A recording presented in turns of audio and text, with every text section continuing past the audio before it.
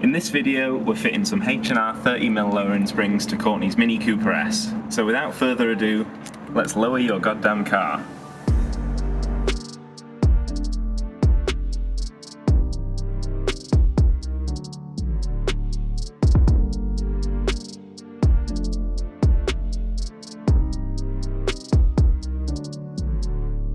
One thing to check, because you're obviously lowering the car, is that with your jack pads on your jack, we're using a quick jack to make it a bit easier. There's still 30mm of clearance, or however much you're lowering it by, between the puck and the jacking point on the car. Otherwise, when you lower it down after lowering your car, you'll not actually be able to get it off the jack. So the current arch gap is about 2.5 inches to the top of the tyre, so we'll do a before and after with how that looks after the car's been lowered.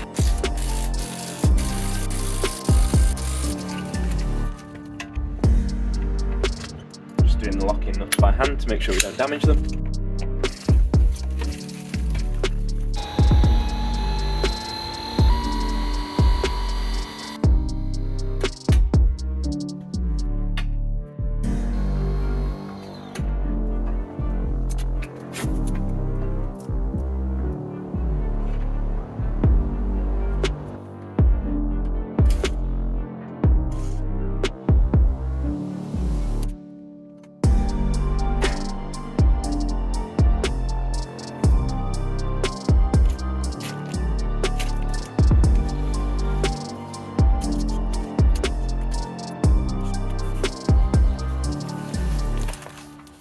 So with an E20 socket, we just want to buzz the little bolt off the damper.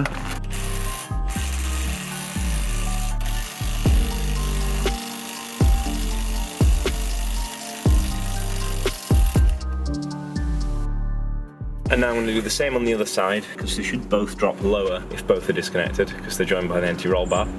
And then it should just be as easy as pulling the springs out.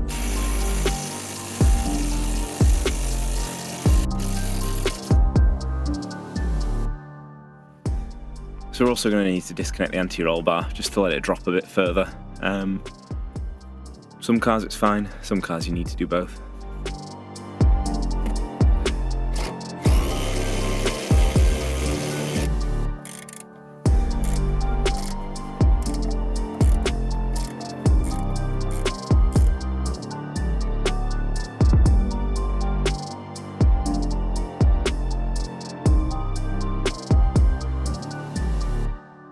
Right, and now for the other side.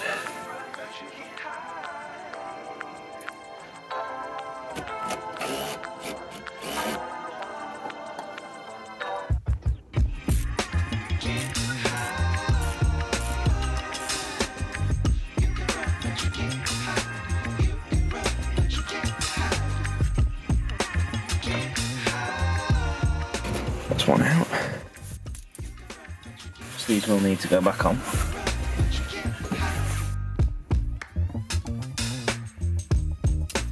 Go and grab a new one to compare.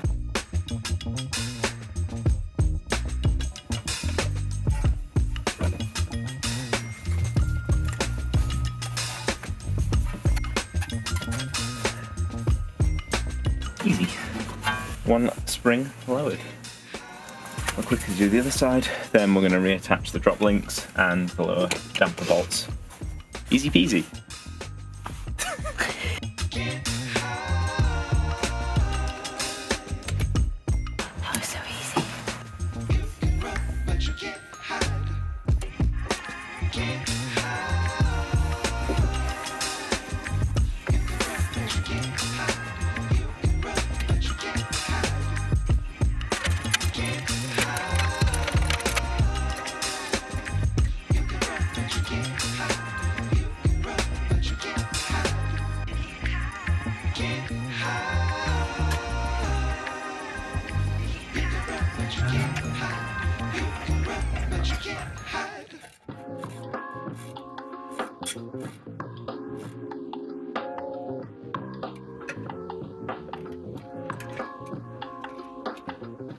Right, this is one of the bolts from the damper. Before we put these back on, it's a good idea to just wire brush them or use sandpaper or whatever.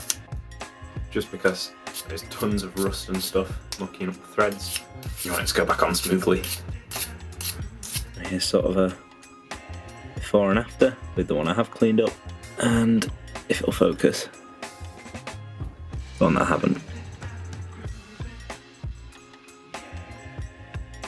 which is pretty gross.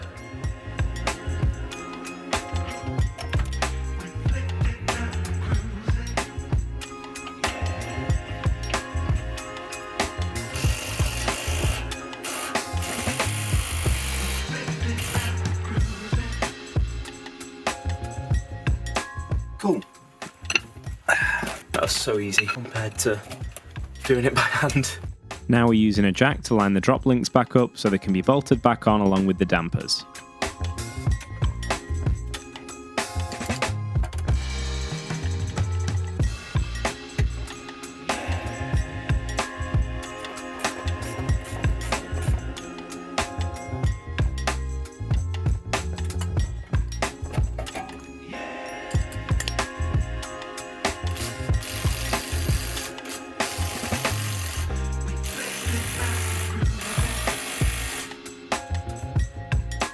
Right, so now we've done the backs, it's onto the fronts. Same as before, we're going to have to disconnect the drop link, and then there's a bolt down here that holds the strut onto the knuckle, and the three up top.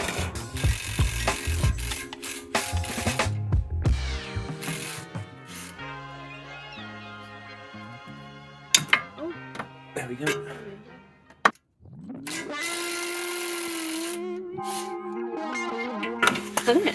Yeah. Right, so with the bolt from the strut to the knuckle detached, we want to spray loads of WD-40 around this joint, because once we've loosened off the top mount to give it a bit of play, we're going to have to basically slide this out of here, which is going to take quite a bit, so we just want to spray that in until it starts seeping out the bottom.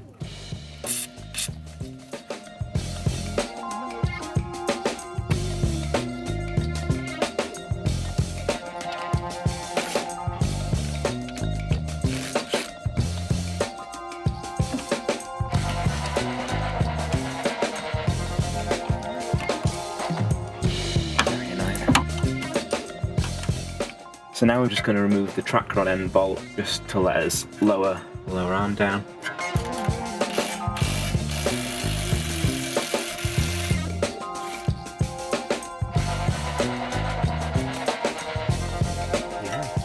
Now we should be able to remove the front coilovers. Here I'm hitting the caliper downwards, trying not to touch the brake disc too much. A knuckle spreader would help here to loosen things up, but on the Mini it's easy enough to do without. The calipers are held on by thick bolts which take the entire force of stopping your car from 70 miles an hour, so you're not going to break anything by applying a fraction of your weight to them in this way.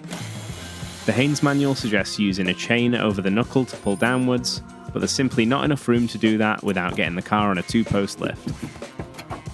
There we go. So there we have it. Both dampers removed. With the front coilovers removed, we have to compress the springs with spring compressors so the top mounts don't come flying off when we undo the nut holding them on.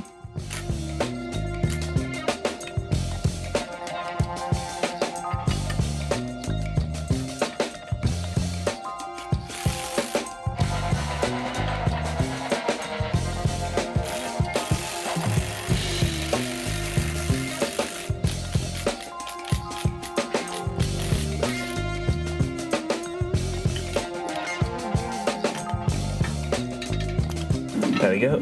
So an impact definitely makes this easier, but if all you've got is hand tools, plumber's box wrench, which is like a tubular spanner, can go on this hex nut, and then you can stick a bit straight through the middle on an extension to undo these by hand, because the damper will want to spin as you try and loosen it. Just got to loosen these off.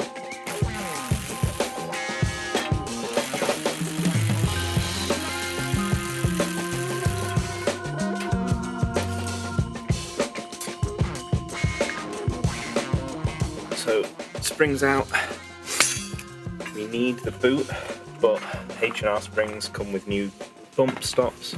If you've got some other springs that don't come with bump stops, like I think the iBacks don't, but NM might do, you're going to have to cut this top bump off. The dampers are long enough that they won't bottom out with this one, chopped off, so that should be safe, hence why most companies do send a shorter bump stop for the front.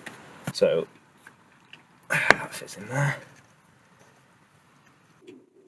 So new spring, again, lining the bottom up with this tab. Boot, which you can replace if your old one has holes in it, like as does, and then we should be okay to just whack the top mount straight back on, because with lowering springs we shouldn't need any extra compression.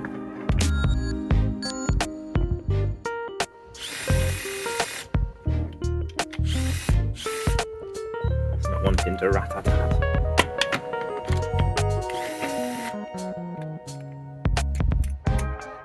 Right, so we've got a hex bit on an extension, which I'm going to slap a torque wrench on top of when I get it out of the box. So that's going to pass through the middle of this box wrench, and the torque wrench just goes on top, and we can torque this to spec. The impact just wasn't spinning it on hard enough, so we've got to go with this method.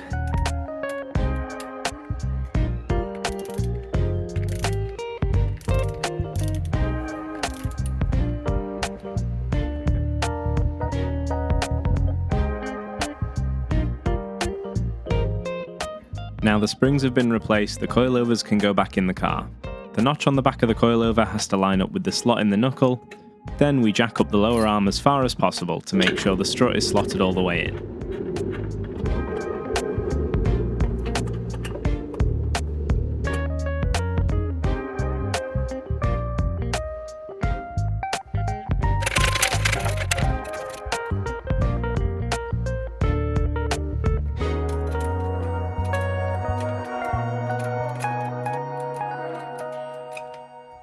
The knuckle is bolted back together, and we reattach the drop link too before removing the jack.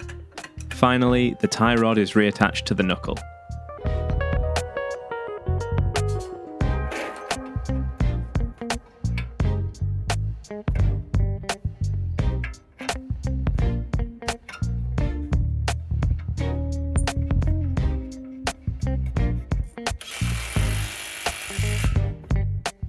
One thing we forgot to do when originally doing the rear of the car is trim the bump stops.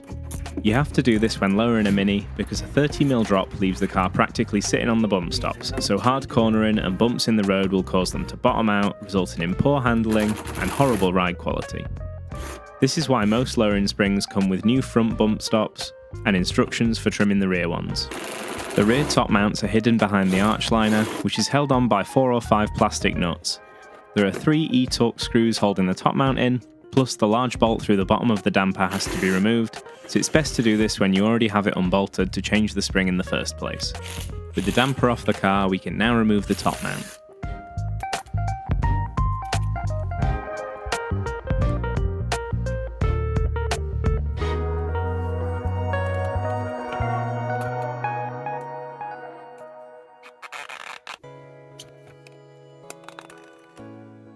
So what we want to do with the bump stop is cut this end piece off, basically up to here where this finger is, but leaving this ridge for the dust cover, which is this bit, to still sit in this one rather than the lower one. So I'm going to do that now, and then get it back all back together on the car, and same on the other side. Right, so I've cut the rear bump stop off camera. That's what it now looks like. And basically this can just pop back on, dust cover, which keeps the shock protected from any grime getting onto the seals.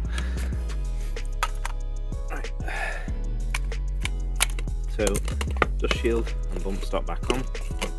This washer goes on the strut like that. Can you see? No, you can't. Yep. Then this washer goes on the strut.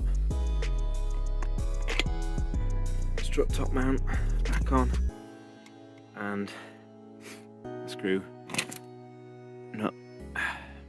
The nut can be done up with an impact or a pipe wrench as before. Once everything is back together and all the suspension bolts are torqued to spec, the wheels can go back on so we can lower the car down.